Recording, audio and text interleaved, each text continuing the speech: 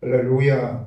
하나님은 살아계십니다. 이곳에 계셔서 여러분을 만나시기 원하시고 은혜 베풀기를 원하시는 걸 믿으시기 바랍니다. 하나님의 허락하신 말씀 욥기서 2장 1절에서 10절까지 말씀을 중심으로 영적 전쟁 시리즈 8번째 시간 욥의 고난과 영적 전쟁, 이런 질문 하나 말씀을 선포하겠습니다. 무슨 전쟁이요? 욥의 고난과 영적 전쟁. 이 땅에서 수많은 사람이 살아가는데 고난당하지 않은 사람은 한 사람도 없어. 심지어 예수님까지도 고난의 대표자의 모습으로 돌아가셨는데, 그 중에서도 고난 그러면 떠오르는 고난의 대명사를 누구라고 할 수 있냐 하면 욥의 고난을 우리가 생각하고 성경에서 가장 대표적으로 우리에게 고난에 대해서 말을 하고 있는 것입니다. 그러면 도대체 이 욥의 고난은 어떤 고난이고, 그리고 어떻게 하면 이 모든 고난을 이기고 승리와 복된 삶을 살 수 있는가 하는 것을 생각해 봐서 여러분은 지금 어떤 고난 가운데 있든지 반드시 승리하고 복된 삶을 사는 여러분이 되시길 주 이름으로 축원합니다. 먼저 욥의 고난을 보기 전에 욥이 원래 어떤 삶을 살았는가 하는 것을 살펴보겠습니다. 욥은 먼저 모든 복을 받았던 사람이에요. 가장 대표적인 것이 이 사람은 영적인 복을 받은 사람. 그래서 여기 1장 1절에서 한 4절까지 보면 우스 땅에 욥이라 불리는 사람이 있었는데 그 사람은 온전하고 정직하여 하나님을 경외하며 악에서 떠난 자더라. 이것은 이 욥기서의 기자가 그렇게 했을 뿐만 아니라 하나님도 이렇게 인정을 했어요. 하나님도 누구에게? 이 사탄한테도 이렇게, 야, 이 사람 봤어? 내 종 욥은 이렇게 아주 온전하고 정직한 사람이야. 순전한 사람이야. 진짜 하나님을 경외하는 사람, 온전한 믿음을 가진 사람이야. 이렇게 얘기를 할 정도고, 나중에 고난을 실질적으로 당하는데도 불구하고 입으로 번제하지 아니하고 끝까지 하나님을 의뢰하고 찬송하는 그런 믿음의 사람, 영적인 사람, 영적인 복을 받은 사람이에요. 그래서 그 하나님을 잘 섬김으로 인해서 보니까 여기 가정의 복, 자손의 복이 임했어요. 그래서 그에게 아들 7과 딸 3이 태어나니라. 그래서 10남매가 있는 아주 그렇게 가정의 복, 자손이 번성한 그런 복이 임한 사람이고, 그의 또 물질적인 복, 재정의 복이 임해서 그의 소유물은 양이 7,000마리요, 낙타가 3,000마리요, 소가 500결이라면 1,000마리라는 거예요. 보통 한 결이가 두 마리가 한 결을 끌고, 때로는 4마리가 끌으면 2,000마리가 되는, 이 어마어마한 부자예요. 그래서 여기 보면 암나귀가 500마리며 종도만 있었으니, 이 모든 걸 이제 가축을 키우고 집안 살림하는데 종도, 부리는 종도만 있었다는 거예요. 이 사람은 동방 사람 중에 가장 훌륭한 자라, 가장 큰 자라, 이렇게 개역성경에 나와요. 그래서 어떻게 보면 그 가장 큰 자, 훌륭한 사람 그랬지만 실제적으로는 가장 큰 부자라는 뜻으로 나옵니다. 이와 같이 영적으로도 그렇고 가정이나 자손의 복, 물질적인 복이 임하여서 이 동방에서 가장 훌륭하고 가장 영향력이 있는 그런 사람이었다는 거예요. 그러니까 어떻게 보면 우리들이 바라는 것, 지금 온전한 모든 복을 받은 사람이라고 할 수가 있어요. 그런데 이 사람에게 이제 뭐가 임한다고요? 고난이 오기 시작하는 거예요. 고난이 오기 시작해. 이제 이거는 믿음의, 4절은 믿음으로 자녀들의 잔치를 베풀었으며 혹시 죄가 있을까봐 그 자녀들의 숫자에 따라서 번제를 계속해 드리고 예배를 드리는 그런 삶을 살았으니까 실질적인 믿음의 삶도 거룩한 삶을 살고자 끊임없이 노력한 사람들입니다. 그런데 나중에 여기 보면 이제 하루아침에 뭐가 그 모든 재산이 날라고 하루아침에 나중에 보면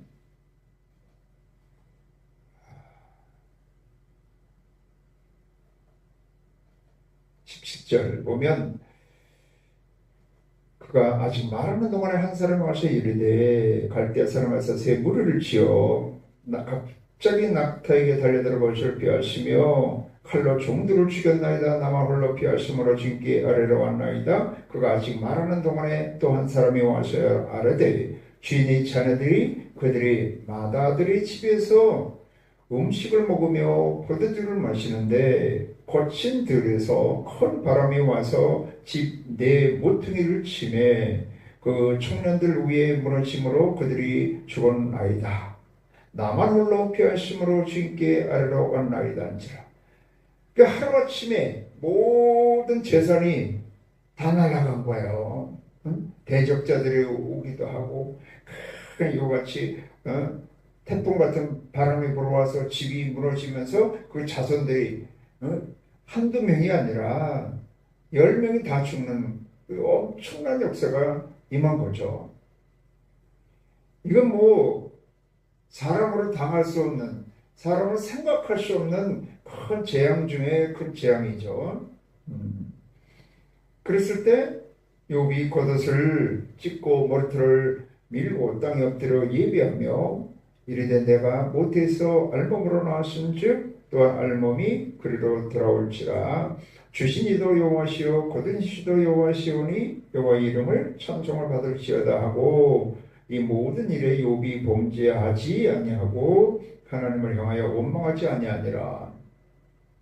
진짜 이거는 보통 사람으로는 할 수 없는 일이죠. 어떻게 재산이 하루아침에 다 날아간 것도 그런데 자식들이 한두 명도 아니고 10명이 다 죽었는데 이거 어떻게 하나님 앞에 원망하지 아니하고 하나님을 예배하고 찬양을 할 수가 있겠어요. 근데 욥은 이렇게 했다는 거예요. 그걸 보고 이제 하나님이 사탄한테 야 봤냐? 네가 이렇게 이를 송사해. 이게 사탄이란 뜻이 송사하는 자, 고발하는 자, 계속해서 의심케 하는 자, 이런 일을 행하여서 욥을 까닭없이 욥을 쳤지만 욥이 범죄하지 않았다. 그러니까 재산이 아니라 몸을 한번 쳐보십시오. 그러면 분명히 하나님을 원망하고 욕할 겁니다. 그래서 또 그 생명은 거두지 말고 그러면 너한테 맡긴다 그래가지고 사탄의 역사에서 이제 2장에서부터 아까 읽은 것이 나오는 거죠. 2장에서. 그래서 그가 사탄이 가서 욥을 치니까 욥이 어떻게 했어요? 종기가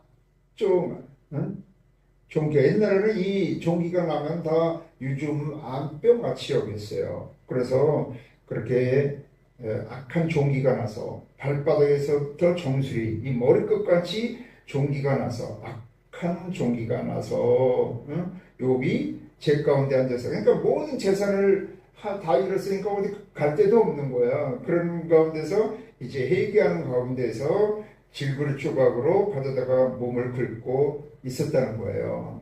그러니까 먼저 멀리서부터 물질적인 것에 이제 어려움을 당하다가 이제 가정의 자손에 가까이 이렇게 와서 또 재난, 재앙이 왔다가 이제는 자기 몸에까지 재앙이 온 거죠. 그러다 보니까 그의 아내가 뭐라 그래요? 당신 그래도 자기 온전함을 굳게 지키느냐? 하나님을 욕하고 죽으라. 와, 이건 굉장히 충격을 받았을 것 같아요. 물질적으로 또 가정의 자손이 이렇게 재앙이 임해서 다 죽고 이제는 자기 몸까지 악한 종기가 나서 뭐 발끝에서부터 머리 끝까지 그랬다면 이거는 이제 진짜 죽을 병 걸린 거예요. 그런데 이 부인까지 시리고 그러니까 얼마나 큰 충격을 받았겠어요. 그러니까 상황이 어려워지니까 관계도 끊어지더라는 거죠. 그런데도 이게 제 욥이 입으로 그렇게 범죄하지 않냐고 어떻게 그렇게 어리석은 자 같은 말을 하느냐 하면서 하나님께 복을 받았은즉 받아받지 아니하겠느냐 하죠.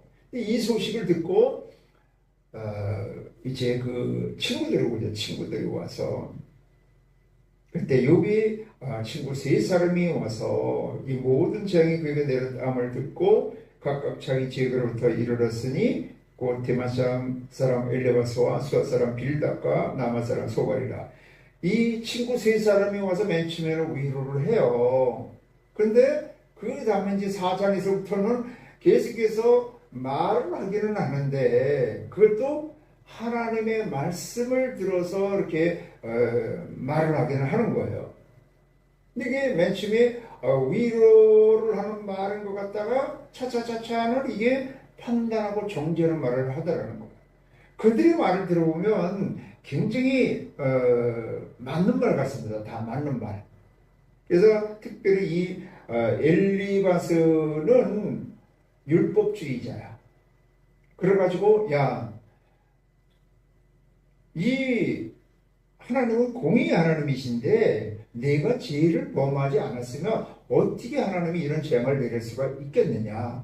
그러니까 이거 문제가 해결되고 정상적으로 회복되려면 빨리 해결을 하라는 거예요. 율법을 갖고 정죄를 하는 거죠. 계속해서. 또 빌닷은 좀 철학적인 사람이고 또 이 소발은 도덕적인 사람이야. 네가 선하게 살지 않았으니까 그래. 그러니까 결국 선을 행하면 하나님이 다시 회복하고 복을 주실 거야. 다 얘기하는. 이건 세 사람이 똑같이 무엇이냐면 하나님을 들어서 말을 하지만 실상은 뭘 갖고 얘기냐면 행위가 잘못됐으니까 인과응보라는 거야.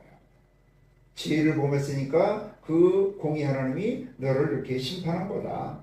올바로 행하지 아니했으니까 선을 행하지 않았으니까 이렇게 오름을 당하게 한 거다.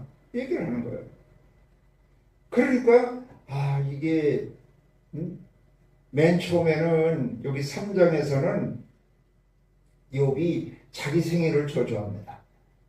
맨 처음에 이렇게 하나님 앞에 원망하지 않다가 이제는 자기 생애를 저주하는 거예요. 3장에 이제 그렇게 보면 그 위에 욥이 입을 열어 자기 생애를 저주하니라. 욥이 입을 열어 이르되 내가 낱날이 멸망하였더라면 산의 아이를 비웠다 하던 그 밤도 그리하였더라면 그날이 캄캄하였더라면 하나님이 위에서 돌아보지 않으셨더라면 빛도 그날을 비치지 않았더라면 어둠이 죽음이 그늘이 그날을 자기 것이라 주장하셨더라면 하면서 다 지금 자기 생애를 저주하는 거예요. 차라리 죽는 게 낫지. 안 태어났으면 차라리 괜찮은데. 우리 유명한 그 조용희 목사님도 그 여의도 성전 짓다가 너무나 물질적으로 어려움을 당하니까 그 녹이 뚝뚝 떨어지는 철골 밑에서 하나님 내가 자살 하나 썼고 차라리 저 철골이 무너져서 나를 죽여달라고 오죽하면 그랬겠어요. 그거에 너무 심하니까. 진짜 이 어려움이 계속 오다 보면 이 죽음을 생각하게 되더라는 거죠. 그런데도 계속해서 친구들은 이렇게 하는 거야. 너 이거 회복하려면 빨리 회개해야 돼. 너는 지금 어렵다고 하지만 그래도 하나님이 네가 알지 못한 그런 죄가 있으니까 그럴 거야. 올바로 행해야 돼. 그래서 계속 행위를 얘기를 하는 거죠.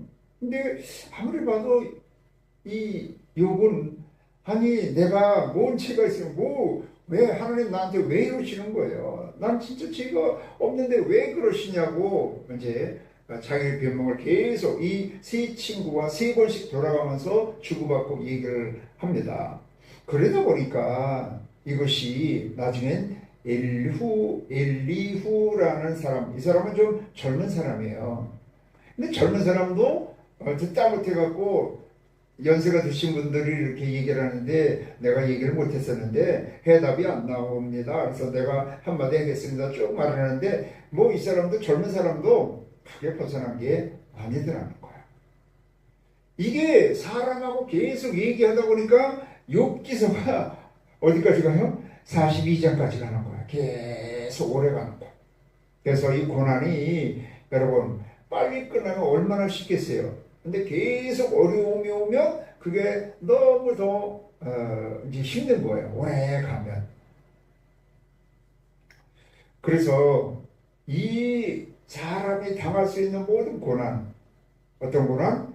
이렇게 물질적으로 하루아침에 다 날아가고 가정이 다 자손이 다 죽는 역사가 임하고 자기 몸이 이제 발끝에서부터 머리 끝까지 종기가 나서 죽을 병에 걸려 있고 이제 아내도 그냥 자기를 정죄하고 떠나고 주위에 아는 친구들도 와서 아주 위로한다고 와서 기도해 준다고 와가지고 오히려 상처를 주는 말, 정죄하고 심판하는 말을 하고 그랬을 때 너무 힘든 거야. 그게 또 금방 끝나지 않냐고 계속 이것이 계속될 때는 너무나 힘든 겁니다.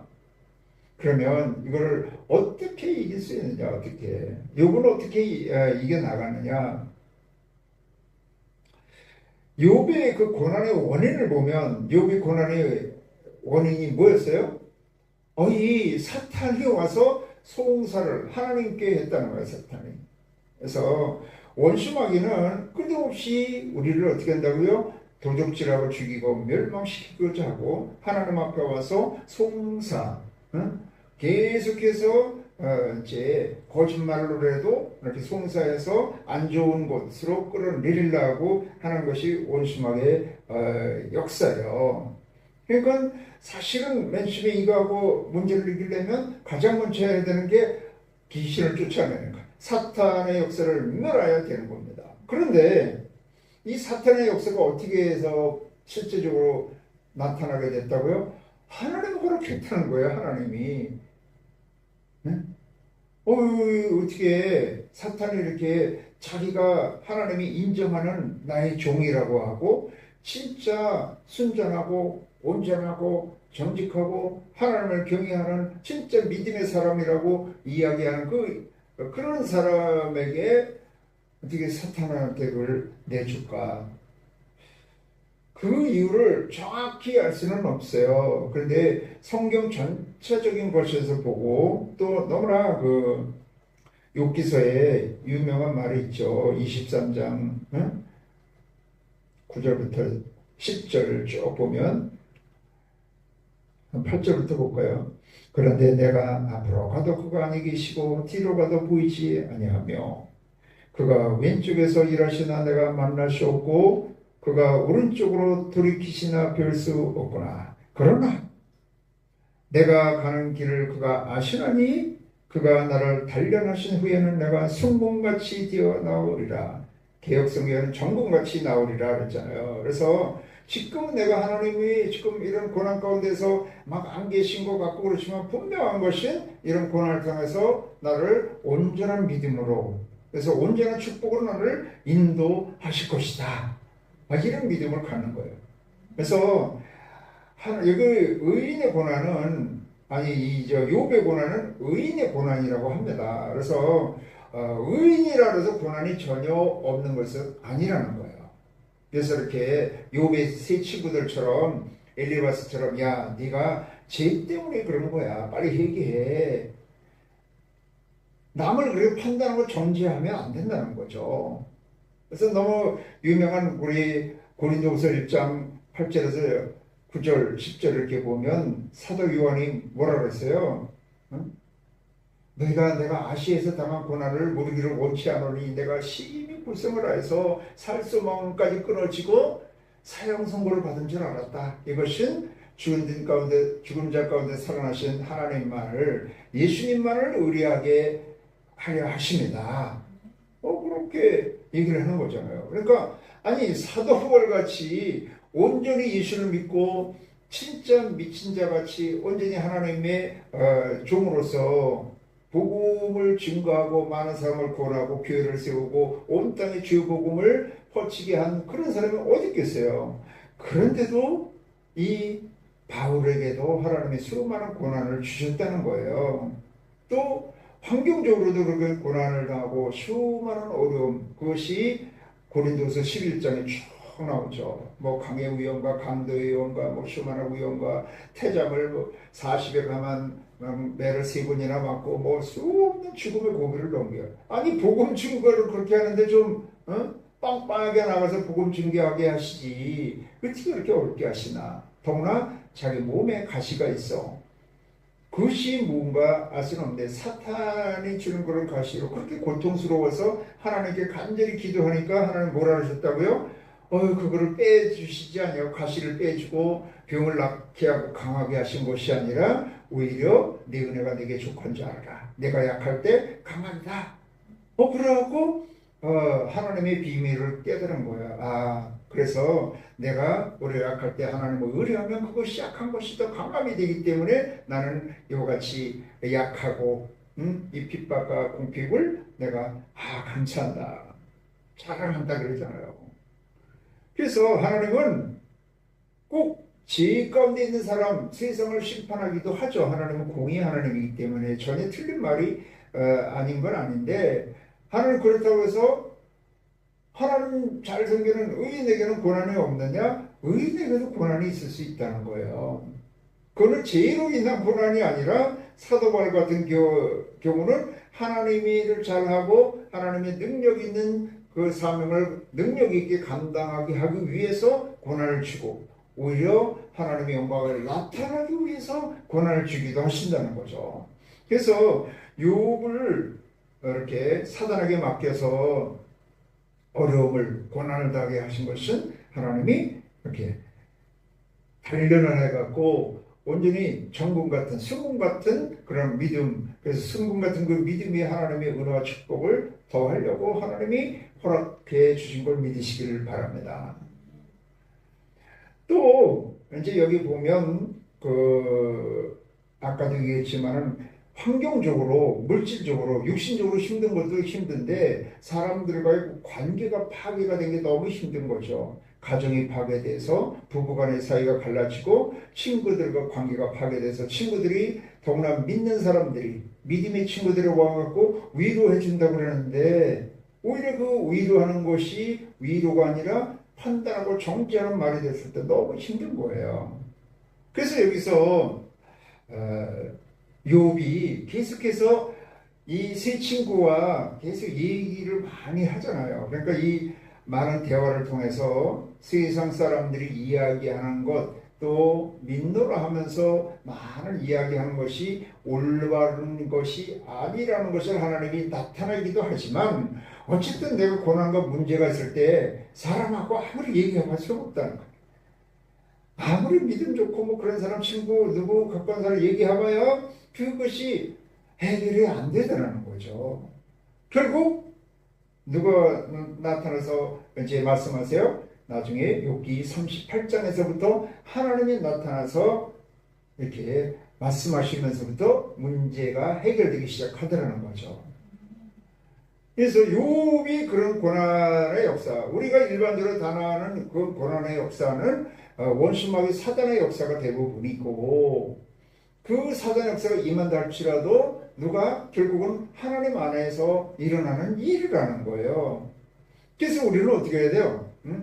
원수마귀는 내쫓고 하나님의 역사는 받아들이고 또 사람과 쟁론, 아무리 사람과 얘기 오래 해봐야 나도 이렇게 목회하면서 보면 사람한테 아무리 잘해줘 보고요 아무리 별의별 얘기 다 해봐야 소용없더라고요.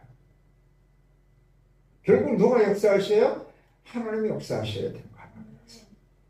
근데 하나님이 여기 욥은 이제 하나님한테 두 가지를 요구한 거예요. 우리도 일반적으로 이제 마찬가지인데 하나님 이 문제, 이 고난을 빨리 끝내게 해주세요. 그 기도와 도대체 내가 뭐 잘못했다고 왜 이런 나한테 이런 고난이 왔습니까? 그거를 이제 두 가지를 묻는 거예요. 우리도 그러잖아요. Why me?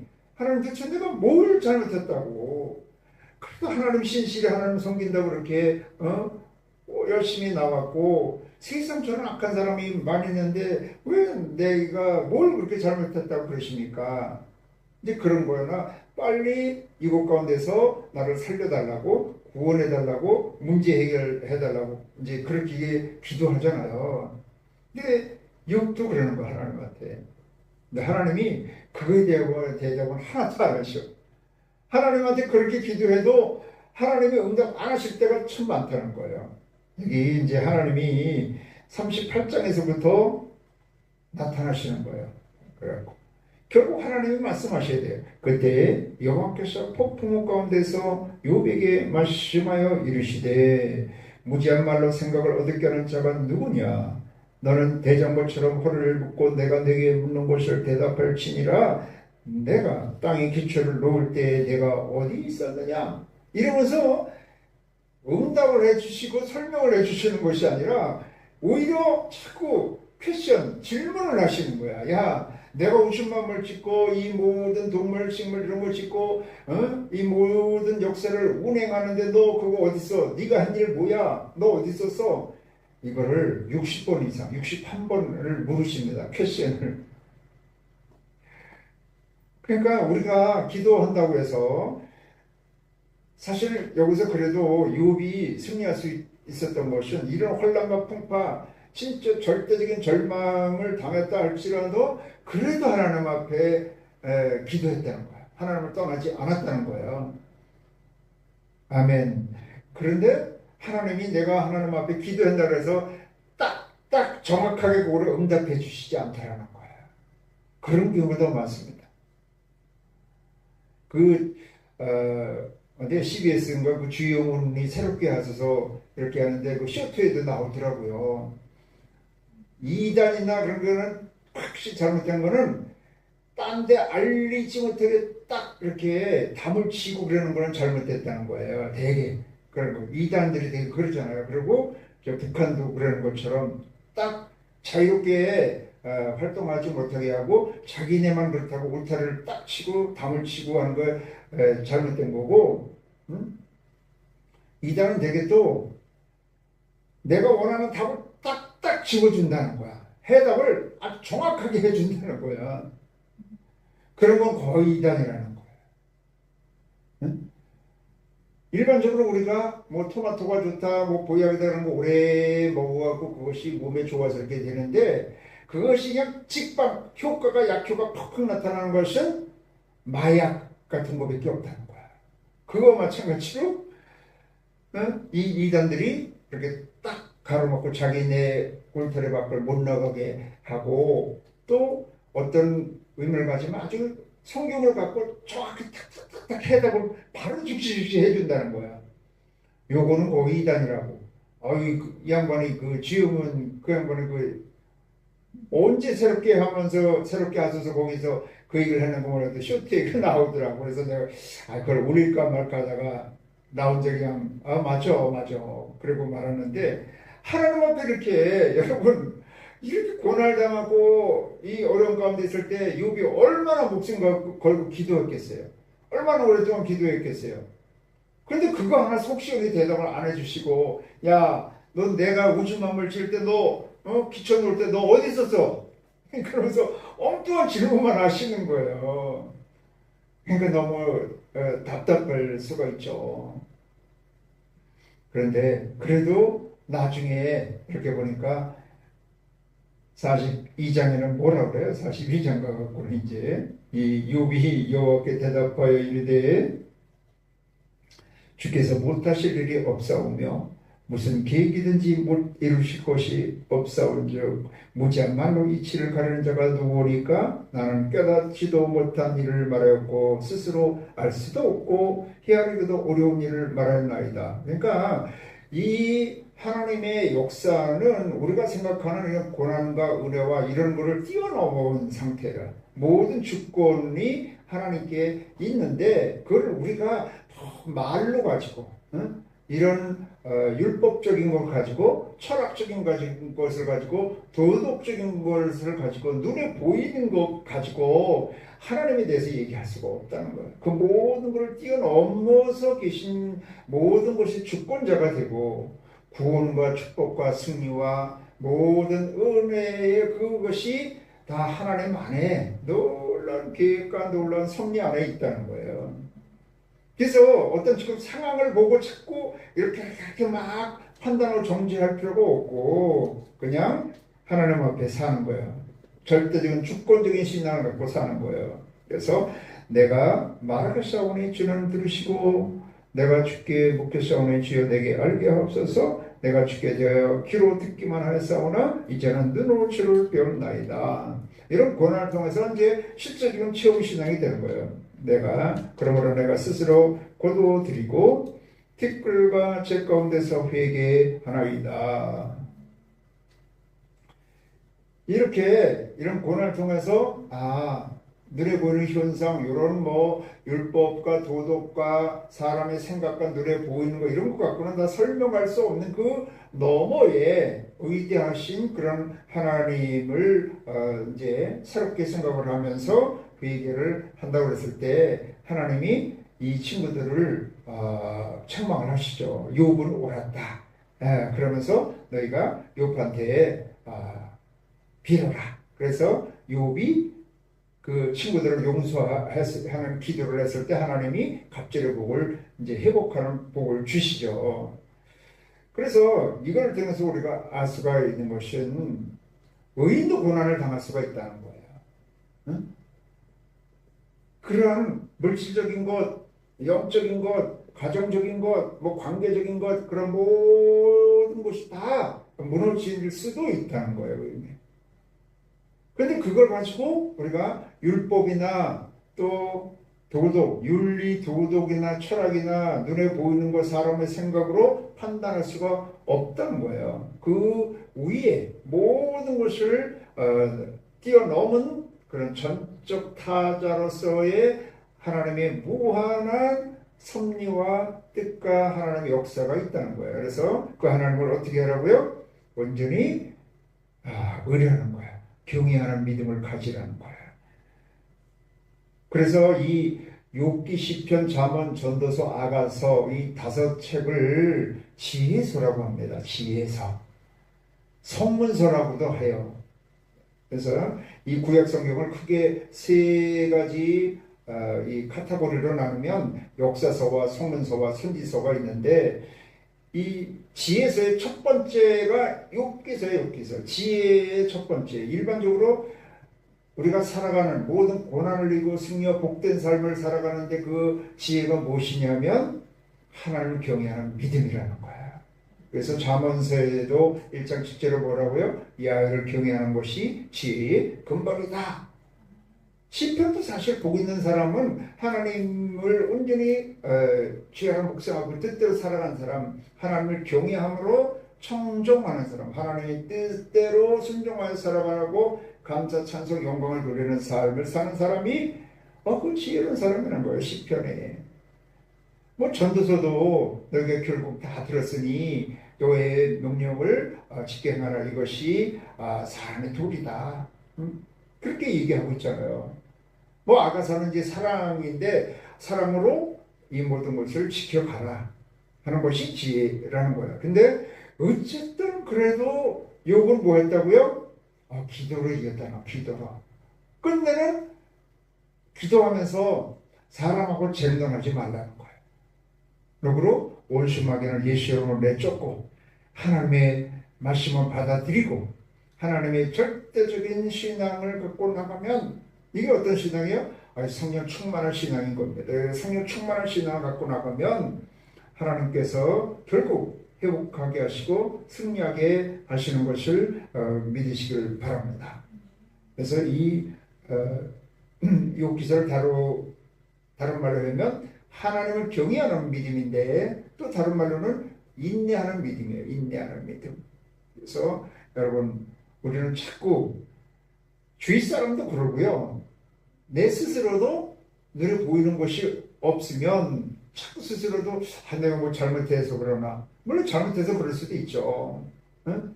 어떤 그런 인과응보식인 그런 권선징악 뭐 이런 걸로 판단할 때가 너무 많다는 거예요. 근데 하나님은 인과응보, 권선징악, 뭐 율법이냐 은혜냐 누가 주인이냐 뭐 이런 거를 뛰어넘어서 계신 하나님이기 때문에 그 하나님을 온전히 율법으로가 아니라 내 중심적으로 환경적으로 바라보는 것이 아니라 뭘 중심으로? 하나님 중심인데 하나님 중심이 뭐예요? 말씀 중심으로 예수 그리스도 중심으로 의뢰하고 나갔을 때 성령 충만한 믿음을 가지고 믿음을 지켜 나갔을 때 반드시 승리하게 되는 걸 믿으시기 바랍니다.